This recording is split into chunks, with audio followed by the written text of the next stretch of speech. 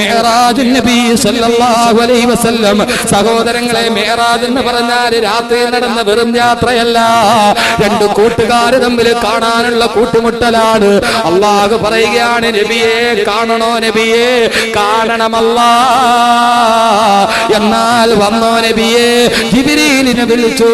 ലോകത്തിലെ ഏറ്റവും മുന്തിയ വാഹനം കൊടുത്തു വിട്ടു. ബുറാഖ് കടന്നു വരികയാണ്. ബുറാഖ് കടന്നു വരികയാണ്. ഉമ്മാനി റളിയല്ലാഹു അൻഹയുടെ വീട്ടിൽ കിടക്കുന്ന പ്രവാചകനെ വിളിക്കുന്ന, കയറി നബിയെ, കയറുക, കയറുക. ഇതേവരെ കണ്ടിട്ടില്ലാത്ത കൂട്ടുകാരനെ കാണാൻ കൂട്ടുകാരൻ പോയ യാത്രയാണ് മിഅ്റാജ്. കാണണം. എത്ര നമുക്ക് മനസ്സിൽ വലിയ സ്നേഹമുണ്ട്, പക്ഷെ ഇതേവരെ കണ്ടിട്ടില്ല. നമുക്ക് കാണാൻ വലിയ ആഗ്രഹമല്ലേ? ഈ ഒരു ബന്ധം ഉണ്ടാക്കിയെടുക്കണം സഹോദരങ്ങളെ. അതിന് എന്ത് ചെയ്യണം? ചെറിയ കാര്യങ്ങളേ ഉള്ളൂ. ഇൻഷാ അല്ലാഹ് ഞാൻ പറഞ്ഞുതരാം. അള്ളാഹു മനസ്സിലാക്കാൻ തൗഫീഖ് നൽകട്ടെ. മനസ്സിലൊരാഗ്രഹമില്ലേ? മനസ്സിലൊരാഗ്രഹമില്ലേ? ഉണ്ടോ ഇല്ലയോ? പിന്നെ ഞാൻ ഈ തൊണ്ട പൊളിച്ച് പറയണ എന്തിനാ? ഒരു ആഗ്രഹം വേണ്ടേ? അള്ളാഹുവായിട്ട് ബന്ധപ്പെടാൻ ഒരു കാര്യവുമില്ല, വളരെ നിസ്സാരമാണ്. എന്റെ സഹോദരങ്ങളെ, ലോകത്ത് ഏതെങ്കിലും ഒരു മനുഷ്യനെ തൃപ്തിപ്പെടുത്താൻ നമുക്ക് പറ്റുമോ? സ്വന്തം ഭാര്യയുടെ പരാതി തീർക്കാൻ നിങ്ങളെ കൊണ്ട് പറ്റുമോ? പറ്റൂല. സ്വന്തം ഭാര്യയെ തൃപ്തിപ്പെടുത്താൻ പറ്റുമോ? ഇനി എന്തൊക്കെ ചെയ്താലും റസൂലുള്ള പറഞ്ഞു, പെണ്ണിന്റെ സ്വഭാവം, അവള് പറയും ഖൈറൻ ഖത്തു. എന്തൊക്കെ ചെയ്താലും പറയും, ഇയാൾ ജനിച്ചിട്ട് ഇതേവരെ എനിക്കൊരു നല്ല കാര്യം ചെയ്തിട്ടില്ല. റസൂലുള്ള പറഞ്ഞ അനുഭവസ്ഥരല്ലേ? റസൂലുള്ള പറഞ്ഞ പെണ്ണിന്റെ സ്വഭാവം എന്താ? മരിക്കുന്നത് വരെ അവർക്ക് ചുണ്ടിൽ കൊണ്ട വെള്ളം ഒഴിച്ചു കൊടുത്താലും മരിക്കാൻ നേരത്ത് പറയും ഖൈറൻ ഖത്തു. റസൂലുള്ള പറഞ്ഞാണ്, ഞാൻ പറഞ്ഞല്ല, ഇവിടത്തെ പെണ്ണുങ്ങളല്ല, വേറെ 2 ദിവസം കൂടെ വാള് പറയണ്ടേ? നിങ്ങളെ കുറിച്ചല്ല ഈ പറയുന്നത്, വേറെ 2 ആളുകൾ. അപ്പൊ റസൂലുള്ള പറഞ്ഞ അപ്പോഴും പെണ്ണ് പറയും ഖൈറൻ ഖത്തു. നിങ്ങൾ എന്നെ കെട്ടിയതിനു ശേഷം ഇതേവരെ ഒരു നല്ല കാര്യം ചെയ്തു തന്നിട്ടില്ല. ഭാര്യയുടെ പരാതി തീർക്കാൻ പറ്റുമോ? ഭാര്യനെ തൃപ്തിപ്പെടുത്താൻ പറ്റുമോ? എന്ത് ചെയ്താലും അത് പെണ്ണിന്റെ ഒരു സ്വഭാവമാണ്. ഞാൻ എന്റെ ഭാര്യയോട്, ഇതെന്താ നിങ്ങൾക്ക് പരാതി തീരാത്തത്? അപ്പൊ അവളെന്നോട് പറഞ്ഞു, നിങ്ങൾ പറഞ്ഞേക്കല്ലേ ഞാൻ ഇങ്ങനെ പറഞ്ഞ. നിങ്ങളുടെ വീട്ടുകാരെ സലാഹുദ്ദീൻ മൗലവിയുടെ ഭാര്യ എന്റെ ഭാര്യ വലിയ അടുത്ത കൂട്ടുകാർ, അവരെപ്പോഴും വിളിക്കുകയൊക്കെ ചെയ്യും. ഇത് വീട്ടിൽ ചെന്ന് പറയല്ലേ? അപ്പോ അവളെന്നോട് പറഞ്ഞ മറുപടി, നിങ്ങളെല്ലാം ചെയ്തു എന്ന് പറഞ്ഞപ്പോ നിങ്ങൾ എന്തെങ്കിലും ചെയ്തു. അപ്പൊ അതുകൊണ്ട് എന്ത് പറഞ്ഞാലും ഭാര്യയ്ക്ക് ഒരു പരിവം ഉണ്ടാവും. എന്നാ നിന്റെ പരിവം എന്താ? നമുക്ക് ഹജ്ജിന് പോവാം എന്ന് പറഞ്ഞാൽ ഹജ്ജിന് കൊണ്ടായാൽ പറയും, നിങ്ങളെന്നെ ഒരു പ്രാവശ്യമല്ലേ കൊണ്ടുപോയുള്ളൂ.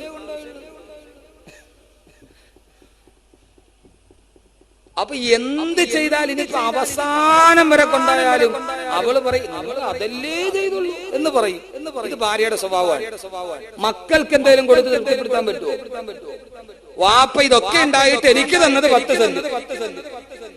ഇതൊക്കെ ഉണ്ടായിട്ടും വാപ്പ എനിക്ക് തന്ന എത്രയാ? 10 സെന്റ്. എന്റെ പൊന്നു സഹോദരിമാരെ, കൊടുക്കാൻ പറ്റുമോ നിങ്ങൾക്ക്? മക്കൾക്ക് കൊടുത്തിട്ട് നിങ്ങൾക്ക് പറയാൻ പറ്റുമോ? ഞാൻ എന്റെ ചെറുപ്പക്കാരോട്, എന്റെ സഹോദരങ്ങളോട് ഒരു അള്ളാഹുവായിട്ടുള്ള സ്നേഹബന്ധം എന്താ? ഞാനിത് പറയുന്ന ജീവിതത്തിൽ ഒരു മാറ്റം ഉണ്ടാകണം. നമ്മൾ മക്കൾക്ക് കൊടുത്താലോ, ഇപ്പൊ ഒരു ഉമ്മ, ആ ഉമ്മ മക്കൾക്ക് ഉണ്ടായിരുന്ന സ്വർണ്ണം മുഴുവനും മക്കൾക്ക് കൊടുത്തു, പെമ്മക്ക് കൊടുത്തു. അവസാനം ഉമ്മ എന്ത് ചെയ്തു? ഒരു കടുക്കലെടുത്തല്ലേ? അതും കൂടെ അവർക്ക് തന്നൂടെ? കളവിട്ടുണ്ടോ? എന്തൊക്കെ കൊടുത്ത് അവസാനം ഒരു അലിക്കത്തുണ്ട്, ഉമ്മാടെ ചെവിയിൽ ഒരു അലിക്കത്തുണ്ടല്ലോ, വലിയ ഭാരമുള്ള ഒരു അലിക്കത്ത്. അതിങ്ങനെ തൂങ്ങി ആ കാതിലൂടെ ഒരു വട്ടം ഉണ്ടായിട്ട് ഒരു സൈക്കിൾ ടയറിന്റെ വലിപ്പം ഉണ്ടാവും. എന്നാലും ഇത് പള്ളിക്കൂലി കൊടുക്കൂല, പിന്നെ അതിട്ട് തൂക്കിക്കൊണ്ടാണ്. അവർ അലിക്കത്ത് ഇങ്ങനെ കിടക്കാണ്. അപ്പോഴും അതും കൂടെ അവർക്ക് അങ്ങോട്ട് തന്നു. മാതാപിതാക്കൾക്ക് മക്കൾക്ക് മാതാപിതാക്കളോട് സ്നേഹം എന്ന് പറഞ്ഞാൽ സ്വർണവും പണവും ഉണ്ടെങ്കിൽ വലിയ സ്നേഹം, അല്ലെങ്കിൽ ഉണ്ടാവൂല. സ്നേഹബന്ധത്തിന്റെ അടിസ്ഥാനം എന്താ? സ്വർണം, പണം. വാപ്പായോട് മക്കൾക്ക് ഏറ്റവും കൂടുതൽ സ്നേഹം ഉണ്ടാവണപ്പോഴാണ്. വാപ്പ മരിക്കാൻ കിടക്കാണ് സക്കറാത്തിൽ, എല്ലാരും വിളിച്ചത് വാപ്പ മരിക്കാൻ പോണു. പാഞ്ഞു വരും, എല്ലാവരും ഓടി പാഞ്ഞു വരും. വാപ്പ കട്ടിലി കിടന്ന് വാപ്പ ഐസ്ക്രീം വേണം. സ്നേഹം എപ്പോഴാ? മരിക്കാൻ വേണ്ടി കിടക്കണ വാപ്പായോടും ഉമ്മായോടും മക്കൾക്ക് അപാര സ്നേഹമാണ്. ഏറ്റവും സ്നേഹം കാണിക്കണം എപ്പോഴാ? വാപ്പാക്ക് എന്താഗ്രഹമെങ്കിൽ പറഞ്ഞോളൂ, ഞാൻ സാധിപ്പിച്ചു. മരിക്കാൻ സക്കറാത്തിൽ കിടക്കണ വാപ്പയുടെ ഉമ്മയുടെ മക്കൾ പറഞ്ഞ നിങ്ങളുടെ അവസാനത്തെ ആഗ്രഹം എന്താണേലും പറഞ്ഞോളൂ, ഞങ്ങൾ സാധിപ്പിച്ചു തരും. എടാ പകയായ ആരോഗ്യമുള്ള സമയത്ത് നീ അതൊന്ന് ചോദിക്കൂല, കാരണം ചെയ്തു കൊടുക്കേണ്ടി വരും. ഇപ്പഴേതായാലും ഇനി ഇവിടെ നിന്ന് എഴുന്നേക്കൂലെന്നറിയാം, കാരണം ഇസ്രായേലിന്റെ ഫോട്ടോ സ്റ്റാറ്റ് വരെ കണ്ടു കിടക്കുക. ഇനി എഴുന്നേക്കൂലെന്നറിയാം. അപ്പൊ ആ സമയത്ത് പോയി ചോദിക്കും. വാപ്പാക്ക് വീഗാലാൻഡിൽ പോകണം. എന്ത് വേണമെങ്കിൽ ചെയ്യാൻ തയ്യാറാണ്. ആ സമയത്താണ് വാപ്പയോട് മക്കൾക്ക് സ്നേഹം കൂടുതൽ. മക്കൾക്ക് ഇനിയിപ്പോ ഉമ്മായ മരിക്കാൻ കിടക്കണമെങ്കിൽ പെൺമക്കൾ വന്നിട്ട് ആ തലയുടെ ചുവട്ടിലെ പെൺമക്കൾ ഇരിക്കും. കാരണം മരിച്ചിട്ട് വേണം കമ്മല് വലിച്ചു പറിക്കാൻ. നിങ്ങൾ ആർക്ക് എന്ത് വേണേ കൊടുത്തോളി, വാരിക്കോരി കൊടുത്തോളി. ആ നന്ദി നിങ്ങൾ പ്രതീക്ഷിക്കുക വേണ്ട. മനുഷ്യരുടെ ഇടയിൽ മക്കൾക്ക് കൊടുത്ത് മുഴിപ്പിക്കാൻ പറ്റുമോ? ഭാര്യയ്ക്ക് കൊടുത്ത് പറ്റുമോ? ഇനി മാതാപിതാക്കൾക്ക് മക്കൾ കൊടുത്തു എന്ന് വിചാരിക്കട്ടെ. മാതാപിതാക്കളെ കൊണ്ട് അവൻ എനിക്കെല്ലാം തരുന്നവനാണെന്ന് ഏതെങ്കിലും വാപ്പ ഉമ്മ പറയൂ? അവനെ വളർത്തി വലുതാക്കി പഠിപ്പിച്ച് വലിയ ആളായി ഡോക്ടറാക്കി ഇപ്പം അവൻ 1-ാം തീയതി വന്നിട്ടൊരു 10 കുലുവ സയ്യിദ് ദുആനി കാജാബീഡി വലിക്കാം. വാപ്പാടെ പരാതി എന്താ? വളർത്തി വലുതാക്കിയിട്ട് അവന് ഭാര്യ മക്കളുമായപ്പോ അവർക്ക് കൊടുക്കും, എനിക്കില്ല. എന്റെ സഹോദരങ്ങളെ, നിങ്ങൾ ആർക്കൊക്കെ വാരിക്കോരി കൊടുത്താലും ആയുസ് മുഴുവനും നിങ്ങൾ കൊടുത്താലും അവര് നിങ്ങളോട് തൃപ്തിപ്പെട്ട് പറയില്ല. പക്ഷേ നേരെ മറിച്ച് അല്ലാഹുവിനെ തൃപ്തിപ്പെടുത്താൻ വളരെ എളുപ്പമാണ്. 5 കാര്യം നിങ്ങൾ ചെയ്താൽ മതി, എനിക്ക് നിങ്ങളോട് പരിപൂർണ തൃപ്തിയാണെന്ന് അല്ലാഹു സുബ്ഹാനഹു വ തആല. ലോകത്താരെയും തൃപ്തിപ്പെടുത്താൻ നിങ്ങൾക്ക് പറ്റൂല, പക്ഷെ അല്ലാഹുവിനെ തൃപ്തിപ്പെടുത്താൻ വളരെ എളുപ്പമാണ്. 5 കാര്യം ചെയ്താൽ മതി. ലോകത്ത് ഇത്രയും അനുഗ്രഹമൊക്കെ ചെയ്തു തന്നിട്ട് അള്ളാഹു നമ്മളോട് തിരിച്ചു ചോദിക്കുന്ന അത്ര 5 കാര്യം. ഒന്നെന്താ? അള്ളാഹുവിനെയും പ്രവാചകനെയും വിശ്വസിക്കണം. പാടില്ലല്ലോ. 2 24 മണിക്കൂർ തന്നതിൽ നിന്ന് ഒരു അരമണിക്കൂർ ജീവിതത്തിൽ അള്ളാഹ്ക്ക് വേണ്ടി 5 വഖത്ത് നിസ്കരിക്കണം. ബുദ്ധിമുട്ടുണ്ടോ? 24 മണിക്കൂറുണ്ട്, 23.5 മണിക്കൂർ നേടുത്തോ. അരമണിക്കൂർ എനിക്ക് വേണ്ടി ഒന്ന് ചെലവഴിക്കണം. ഇത് നേരെ മറിച്ച് നിങ്ങളുടെ ഭാര്യയോടാണെങ്കിൽ നിങ്ങൾക്ക് 24 രൂപ കൊടുത്തു കിട്ടി, 50 പൈസ കൊണ്ടുപോയി ഭാര്യയ്ക്ക് കൊടുത്ത് 23.5 നീ എടുത്ത് എന്ത് പറയും ഭാര്യ? നിങ്ങളൊന്ന് പറയാം, എന്ത് പറയും ഭാര്യ? അത് മിക്കവാറും 50 പൈസ പിന്നെ എടുക്കാൻ കിംസി പോകേണ്ടി വരും. മൂക്കിലടിച്ചു കേട്ടോ, പിന്നെ കിംസി കൊണ്ടുപോയി കീറണം. ഇനി നിങ്ങൾ നിങ്ങളുടെ വാപ്പാടെ കയ്യിൽ 24 രൂപ നിങ്ങളുടെ കയ്യിലുണ്ട്, 50 പൈസ നിങ്ങൾ കൊണ്ടുപോയി വാപ്പാടെ കയ്യിൽ കൊടു, 23.5 നിങ്ങൾ എടുക്കും. വാപ്പ എന്ത് പറയും? തിരിച്ചു മുഖത്തേക്ക് വലിച്ചെറിയും. പക്ഷെ അല്ലാഹ് പറഞ്ഞു 23.5 നീ എടുത്തു, 50 എനിക്ക് എന്നാ മതി, എനിക്ക് പരിപൂർണ്ണ തൃപ്തിയാ. ആരെ തൃപ്തിപ്പെടുത്താൻ എളുപ്പം? ആരെ തൃപ്തിപ്പെടുത്താൻ എളുപ്പം? അല്ലാഹനെ. പിന്നെ എന്തേ തൃപ്തിപ്പെടുത്തുന്നില്ല? പിന്നെ എന്തേ തൃപ്തിപ്പെടുത്തുന്നില്ല? ഇവിടെയാണ് ഞാൻ പറഞ്ഞത്. അള്ളാഹു പറഞ്ഞു ശരി, അവസാനം എന്ത് ചെയ്യണം? 11 മാസം തിന്നോ കുടിച്ചോ, 1 മാസം എനിക്ക് വേണ്ടി നോമ്പനുഷ്ഠിക്കണം, പകലിൽ മാത്രം.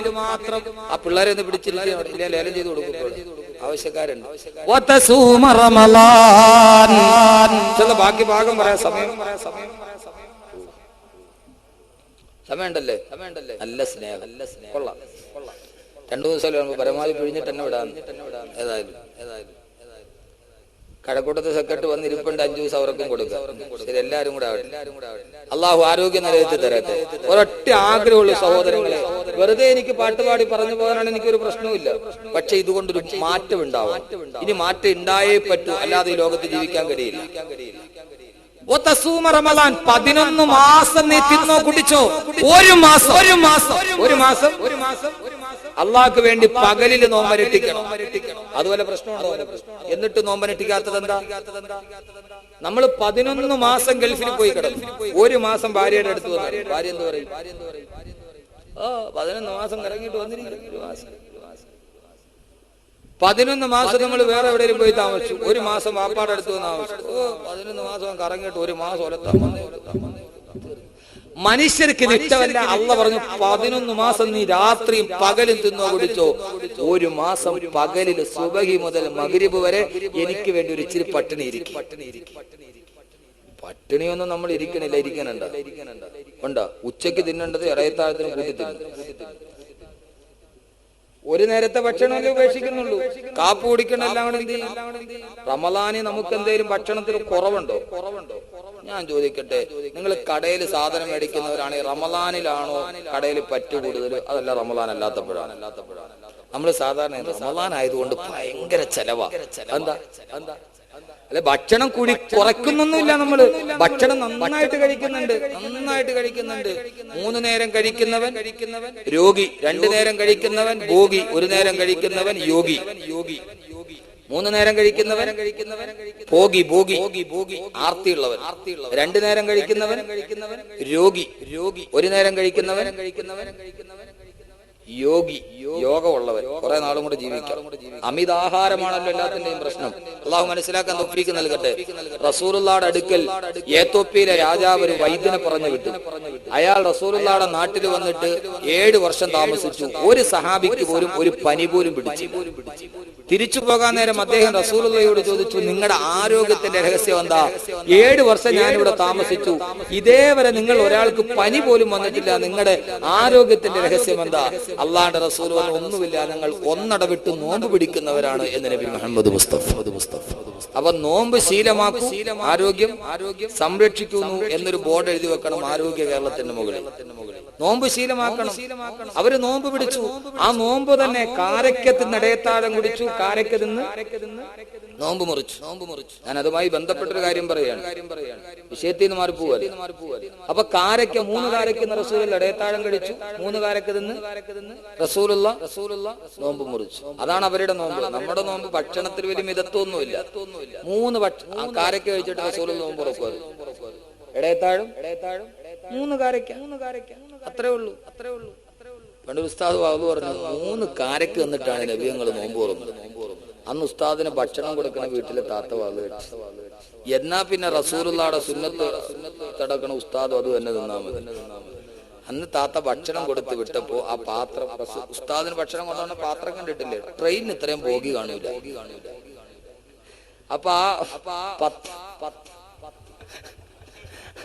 അപ്പൊ ആ പാത്രം കൊണ്ടുവന്ന് വെച്ചു. പാത്രത്തിന്റെ ആദ്യത്തെ അക്ബറായ തട്ട് അള്ളാഹു അവർക്ക് സ്വർഗീയ ഭക്ഷണം പകരം കൊടുത്ത് അനുഗ്രഹിക്കട്ടെ. നാളെ മുതൽ മെച്ചപ്പെടും കേട്ടോ, ദുആചേട്ട്. അപ്പൊ ആദ്യത്തെ തട്ട് കാലി, 2ാമത്തെ തട്ടും കാലി, 3ാമത്തെ തട്ടും കാലി, 4ാമത്തെ തട്ടിൽ 3 കാരക്ക. ഉസ്താദിന് മനസ്സിലായി സംഭവം. പിറ്റേ ദിവസം പകലിന് കയറിയിട്ട് ഉസ്താദ് പറഞ്ഞു, സഹോദരിമാരെ, കാര്യങ്ങളൊന്നും നിങ്ങൾ കരുതിയതുപോലെയല്ല. റസൂലുള്ള അന്ന് 3 കാരക്ക തിന്നിട്ട് നോമ്പ് മുറിച്ചെങ്കിൽ അന്നത്തെ മക്കയിലെ കാരക്കയ്ക്ക് നമ്മുടെ ഇന്നത്തെ കൂടച്ചക്കയുടെ വലിപ്പമുണ്ടായിരുന്നു എന്ന് പറഞ്ഞാൽ നമ്മൾ 11 മാസം നോമ്പ്. അള്ളാഹുവിന് 11 മാസം തിന്നോ കുടിച്ചോ. 1 മാസം നിങ്ങൾ എനിക്ക് വേണ്ടി നോമ്പനട്ടിക്കണേ, പകല് മാത്രം നിങ്ങൾ നോമ്പനട്ടിക്കണേ. ഇത് മനുഷ്യന്റെ മുമ്പിൽ തൃപ്തിയല്ല, പക്ഷെ അള്ളാഹ്ക്കിത് തൃപ്തിയാണ്. 3. 4ാമത്തെ കാര്യം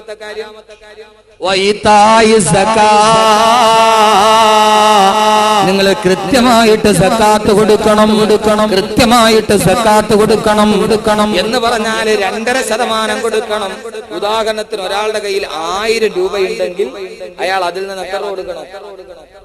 25 രൂപ. കണക്ക് പറഞ്ഞാൽ 1000 രൂപ ഒരാളുടെ കയ്യിലുണ്ട്. 1 വർഷമാകുമ്പോൾ ഈ 1000 രൂപ അവന്റെ കയ്യിൽ നിലനിൽക്കുന്നുവെങ്കിൽ അതിൽ നിന്ന് 2.5% 25 രൂപ ഒരു പാവപ്പെട്ടവന് കൊടുക്കണം. 975 രൂപയും നമുക്ക്. ഇത് നേരെ മറിച്ചിട്ട് വാപ്പാടെ അടുക്കലാണെങ്കിൽ 1000 രൂപ ഉണ്ട്, 25 രൂപ വാപ്പാക്ക്. വാപ്പിയൊക്കെ എനിക്കെന്ന് പറഞ്ഞാൽ വാപ്പയോ ഉമ്മയോ ഭാര്യയോ സമ്മതിക്കുവോ? അവർക്ക് തൃപ്തിയാകുമോ? തൃപ്തിയാണ്. 25 രൂപ എന്റെ മാർഗത്തിൽ ചെലവഴിക്ക്, 975 നീ എടുത്തോളി. 5 എന്തേ നമുക്ക് ചെയ്തുകൂടെ? ചെയ്യാം. ഏറ്റവും അവസാനം അല്ലാഹു പറഞ്ഞു, ആയുസ്സിൽ ഒരിക്കൽ നിന്റെ കയ്യിൽ എല്ലാം കഴിഞ്ഞിട്ട് ആരോഗ്യവും സമ്പത്തും ഒക്കെ ഉണ്ടെങ്കിൽ ഒന്ന് മരിക്കുന്നതിന് മുമ്പ് ആയുസ്സിലൊരിക്കൽ കഅബയിൽ പോയി ഹജ്ജ് ചെയ്യണം. ഈ 5 കാര്യം ചെയ്താൽ അള്ളാഹ്ക്ക് നമ്മളോട് പൂർണ്ണ ഇഷ്ടമാണ്. ഈ 5 കാര്യം ചെയ്താൽ വീട്ടിൽ ആർക്കെങ്കിലും ഇഷ്ടമുണ്ടോ? ഇല്ല.